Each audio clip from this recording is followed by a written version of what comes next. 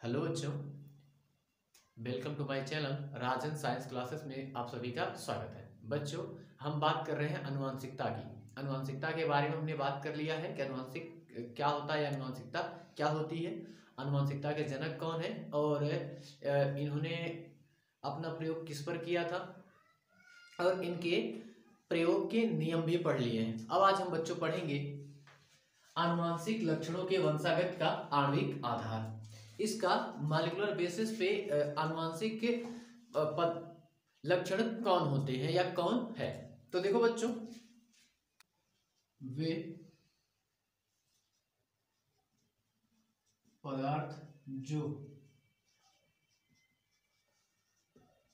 आनुवांशिक लक्षणों को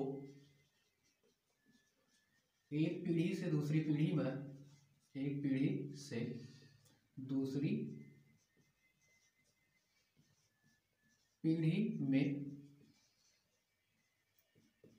ले जाते हैं, उन्हें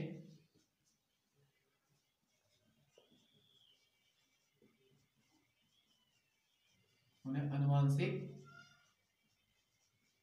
पदार्थ कहते हैं।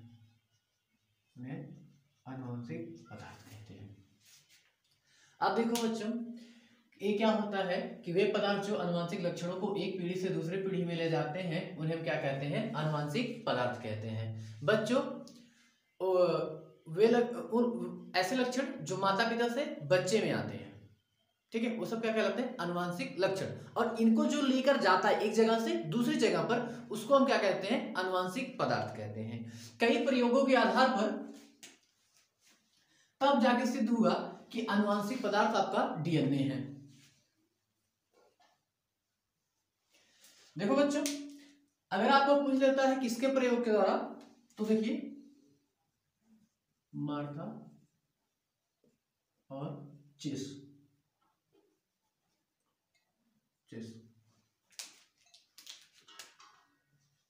के प्रयोग द्वारा पता चला कि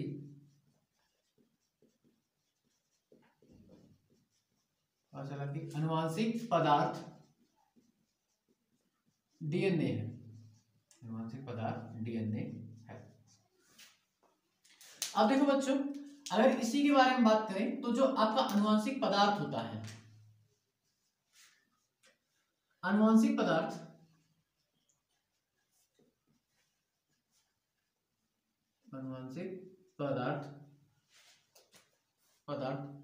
एक कोश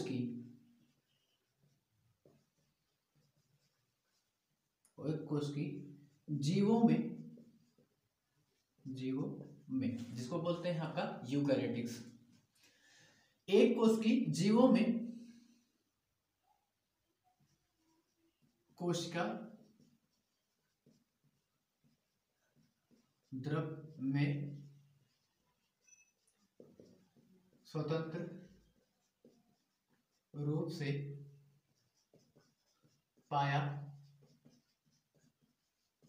जाता है। क्या किया जाता है? आपका स्वतंत्र रूप में पाया जाता है। और बच्चों, अगर बहुकोशिकी की बात करें,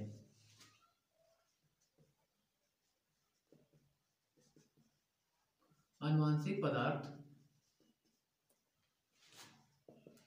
बहुकोशिकी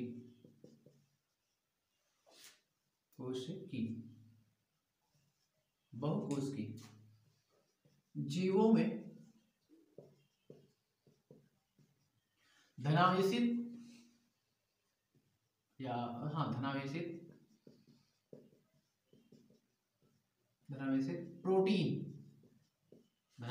प्रोटीन के चारों तरफ लपेटे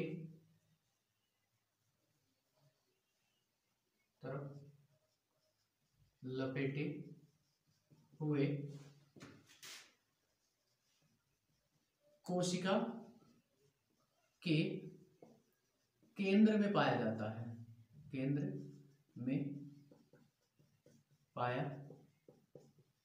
जाता है। अब देखिए बच्चों, अगर इसकी बात करें तो मार्था और चेस के प्रयोग द्वारा यह सिद्ध हुआ था कि आनुवंशिक पदार्थ ही क्या करता है, एक पीढ़ी से दूसरी पीढ़ी में जाता है। अगर बच्चों इसकी बात करेंगे एक कोश की जीव में, तो एक कोश की जीव में कोशिका द्रव्य में स्वतंत्र रूप से पाया जाता है, इसमें किसी भी प्रकार का बाउंडेशन या किसी प्रकार का बल नहीं लगा होता है। लेकिन जब इसको ह्यूमन बॉडी या बहुकोशिकी की बात करते हैं तो बच्चों, तो ये क्या होता है कि हिस्टोन नामक प्रोटीन होता है जिसके चारों तरफ आपका डीएनए लपेटा रहता है। अगर देखो बच्चों, ह्यूमन बॉडी में डीएनए की लेंथ की बात करें या आपका मानव में डीएनए की लंबाई 2.2 मीटर की होती है। आपका 2.2 मीटर होता है, इसको याद रखिए। और किसी बैक्टीरिया की अगर बात करेगा, बैक्टीरिया में डीएनए की लंबाई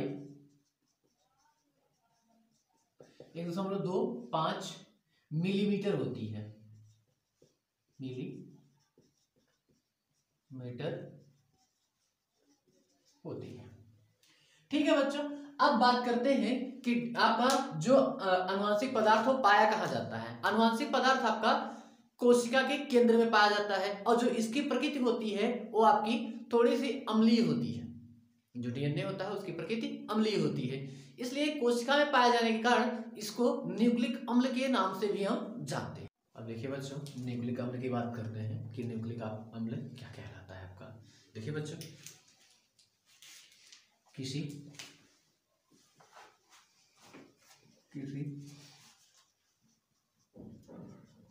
कोशिका में पाए जाने वाला वह अम्लीय पदार्थ जो कोशिका के कार्यों को नियमित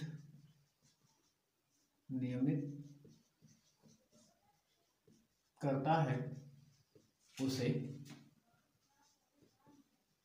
न्यूक्लिक अम्ल कहते हैं।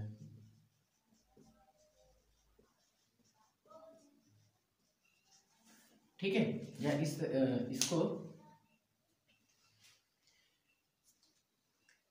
इसकी प्रकृति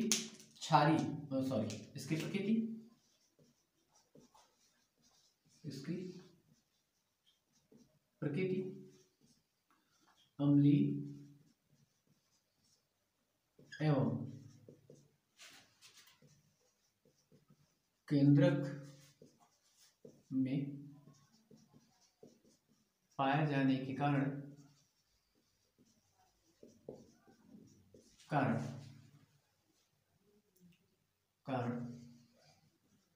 केंद्रक का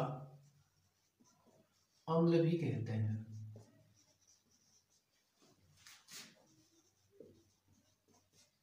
इसे केंद्रक का अम्ल भी कहते हैं। ये जो होता है बच्चों, ये आपका 2 प्रकार का होता है। यह मुख्यतः 2 प्रकार का होता है। यह मुख्यतः 2 प्रकार का होता है, जिसमें से पहला है आपका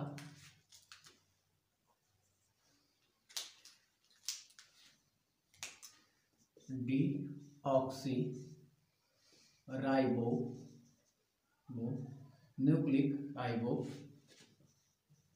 न्यूक्लिक एसिड, जिसको शॉर्ट फॉर्म में बच्चों हम डीएनए के नाम से जानते हैं। दूसरा है बच्चों आपका राइबोस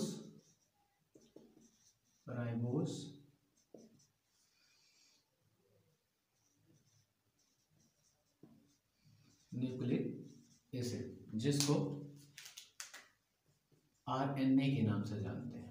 जिसको हम किसके नाम से जानते हैं बच्चों? आरएनए के नाम से जानते हैं। अब देखिए बच्चों, कि ए मुख्यतः दो प्रकार का पाया जाता है। अगर बात करेगा डीएनए की, हम देखिए बच्चों डीएनए की बात कर लेते हैं कि डीएनए आपका क्या होता है। डीएनए, जो डीएनए होता है, डीएनए न्यूक्लियोटाइड का बहुलक होता है। न्यूक्लियोटाइड का बहुलक होता है। अब अगर बच्चों बात करते हैं न्यूक्लियोटाइड क्या होता है, तो यहां पर देखिए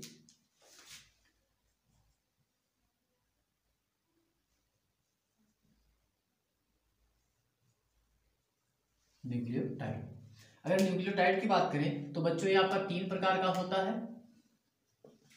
एक पहला होता है फास्फेट ग्रुप, दूसरा होता है पेंटोस शुगर, और तीसरा होता है आपका नाइट्रोजनस बेस। आपका तीन टाइप का होता है।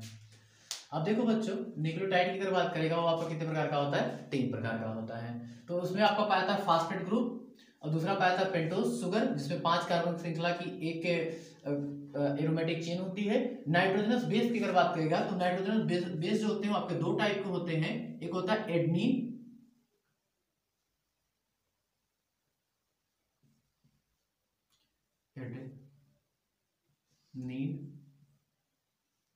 और दूसरा होता है प्यूरिन। अब देखिए बच्चों एडनीन की बात कर देगा तो एडनीन में आपके पाए जाते हैं एडनीन और ग्वानिन। प्यूरिन की बात करेगा जिसमें पाया जाता है थायमिन, और आपका पाया जाता है साइटोसिन।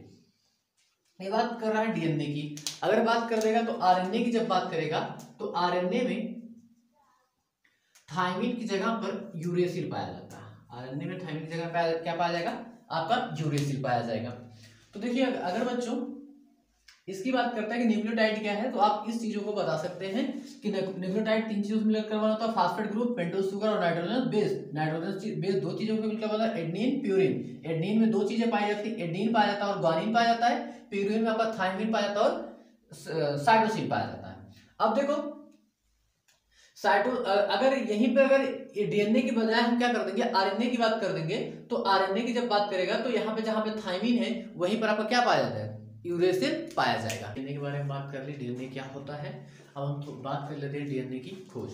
डीएनए की खोज, डीएनए की खोज 1869 ईस्वी में फ्रेडरिक मेस्चर के द्वारा मवाद, या ऐसे कह सकते हैं कोशिका के सफेद भाग, जिसको हम मवाद बोलते हैं, मवाद से की गई।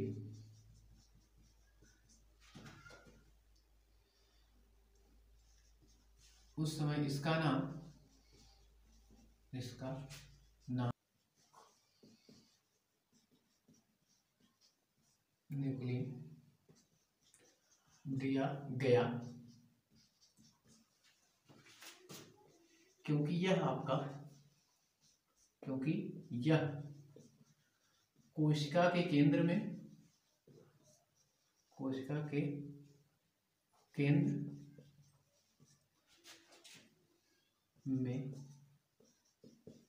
पाया गया।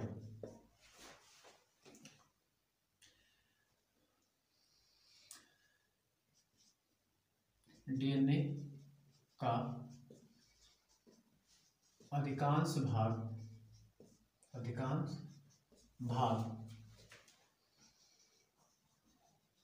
केंद्रक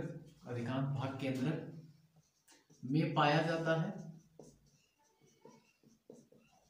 अधिकांश भाग केंद्रक में पाया जाता है। केंद्रक में पाया जाता है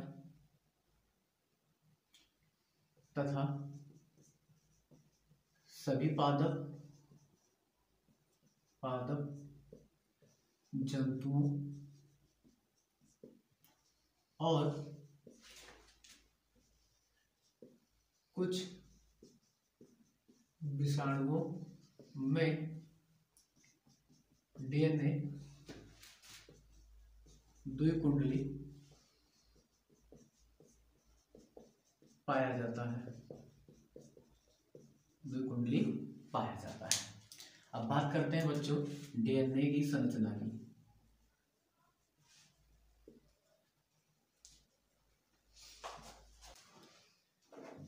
डीएनए की संरचना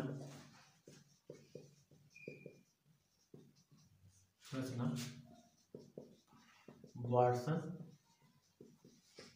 और क्रिक द्वारा प्रस्तुत की गई।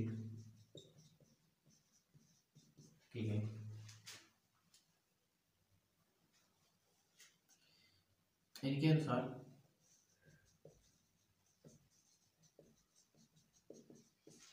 डीएनए के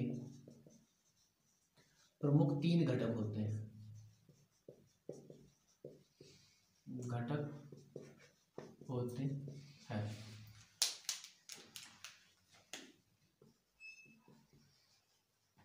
फास्फेट समूह, पेंटोस शुगर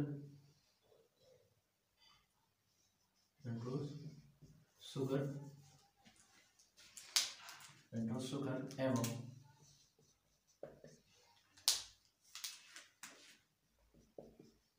नाइट्रोजनी क्षार।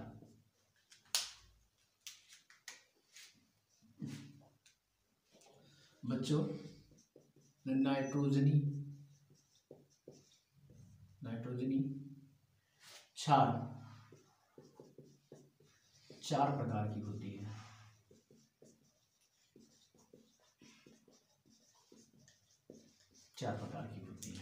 एक आपका है एडनिन जिसका सिंबल ए है। इसके बाद है ग्वानिन जिसका सिंबल जी है। इसके बाद आता है साइटोसिन जिसका सिंबल सी है। फिर इसके बाद आता है आपका थायमीन जिसका सिंबल कैपिटल टी है। अब देखो बच्चों इन डीएनए की संरचना की बात हो गई। अब हम बात कर लेते हैं इनकी जो वाटसन और क्रिक ने जो संरचना दी थी वो किस प्रकार आपकी है। बच्चों डीएनए की संरचना जो होगी उसकी मैं पिक साइड में डाल दूंगा, उसको आप लोग अच्छे से देख लीजिएगा। अब हम बात करते हैं आरएनए की। आरएनए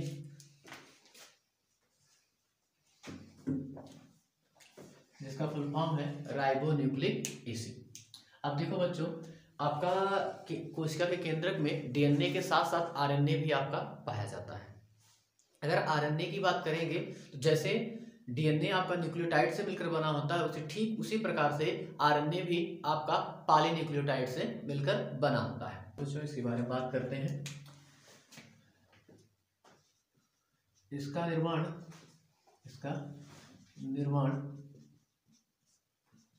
डीएनए से होता है।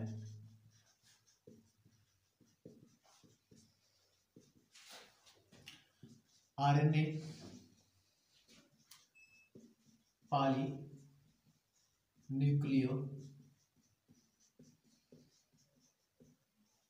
न्यूक्लियोटाइड से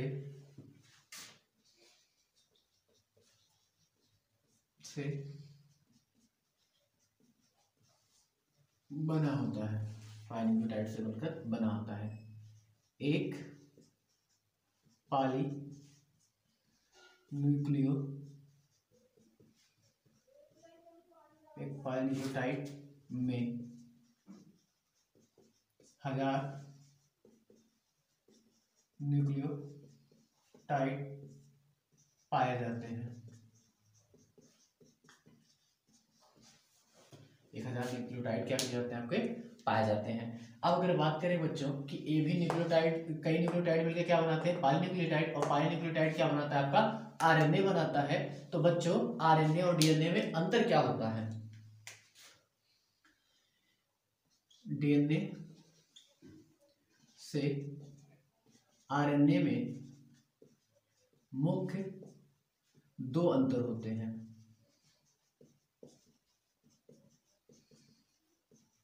मुख्य 2 अंतर होते हैं। पहले अगर अंतर की बात करेगा तो पहला अंतर ये है आरएनए में शर्करा नहीं पाया जाता, नहीं पाई जाती, पाया जाता है।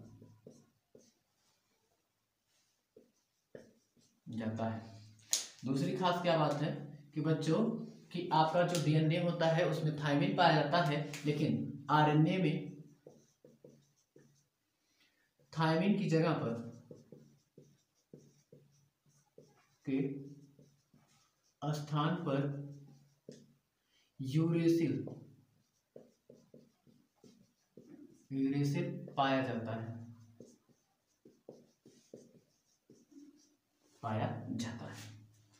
अब देखो बच्चों जो आरएनए होता है वो आपका 3 प्रकार का होता है। आरएनए मुख्यतः 3 प्रकार का होता है।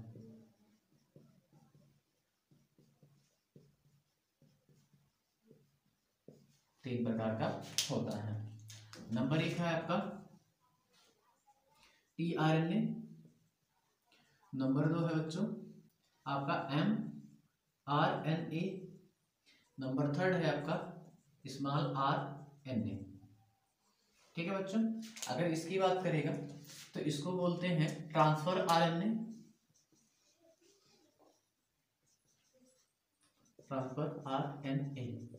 जिसको हिंदी में बोलते हैं आपका दूत आरएनए, और यहां पर इसको बोलते हैं मैसेंजर आरएनए, इसको बोलते हैं राइबोसोमल आरएनए, अब बच्चों इनकी हम एक एक प्रॉपर्टी की बात कर लें कि इसका मुख्य काम क्या होता है, इसका मुख्य काम क्या होता है और इसका मुख्य काम क्या होता है। यह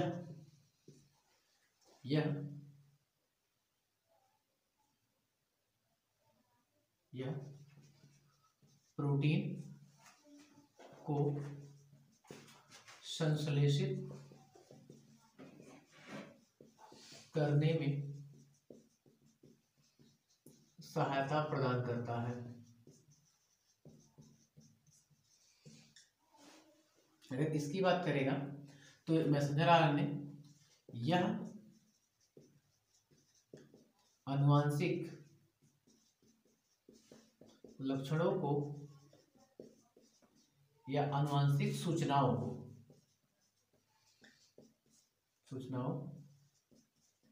को एक पीढ़ी से दूसरे पीढ़ी में ले जाता है, पीढ़ी से दूसरे पीढ़ी में ले जाता है। अगर इसकी बात करेंगे तो यह आरएनए का 80% भाग होता है जो प्रोटीन को जुड़ने के लिए स्थान प्रदान करता है।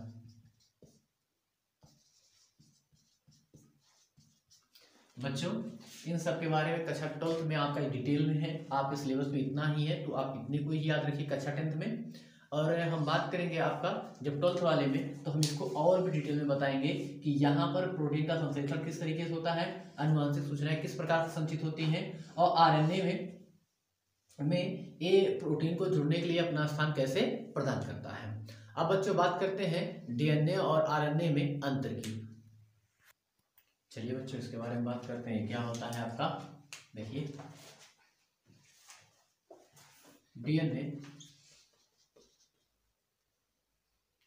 डी या डीएनए में द्विगुणन की क्षमता होती है। डीएनए में द्विगुणन की क्षमता होती है।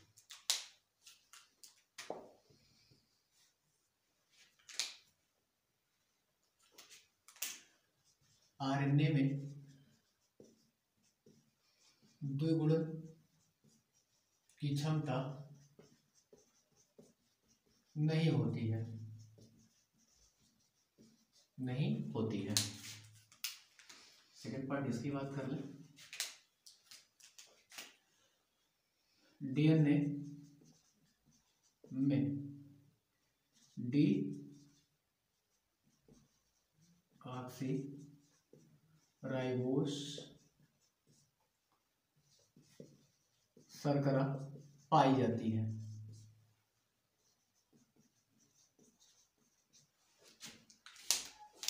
अगर इसकी बात कर दें आरएनए की, तो आरएनए में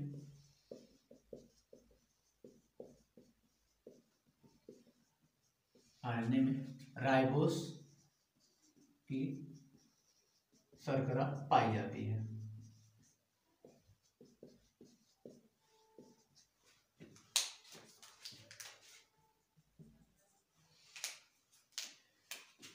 डीएनए अधिकांश जीवों की कोशिका के नियमन को निर्धारित करता है। और जो बच्चों आरएनए होता है, यह केवल कुछ विषाणुओं के कोशिका का नियमन करता है।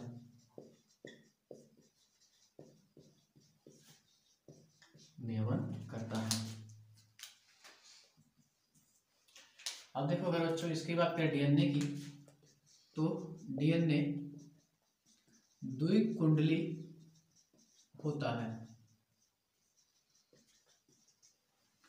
अगर आरएनए की बात करेगा, आरएनए द्विकुंडली नहीं होता है।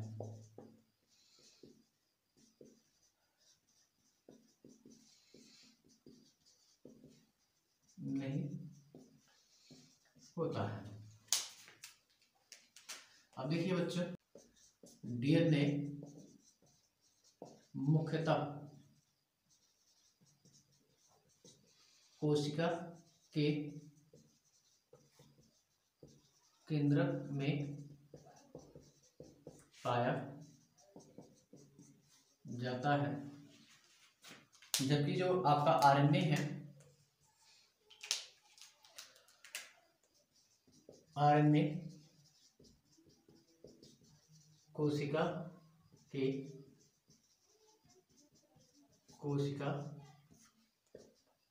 द्रव्य में पाया जाता है। चलिए बच्चों, यहाँ पर आपका डीएनए और आरएनए का अंतर खत्म होता है। बच्चों अगले वीडियो में बात करेंगे हम गुणसूत्र के। तब तक के लिए आपका बाय बाय। मिलते हैं आपसे अगले वीडियो में। अगर मेरे द्वारा दी गई जानकारी आपको इन्फॉर्मेटिव लगे और आपको समझ में आए तो मेरे चैनल को लाइक, शेयर और सब्सक्राइब जरूर करें।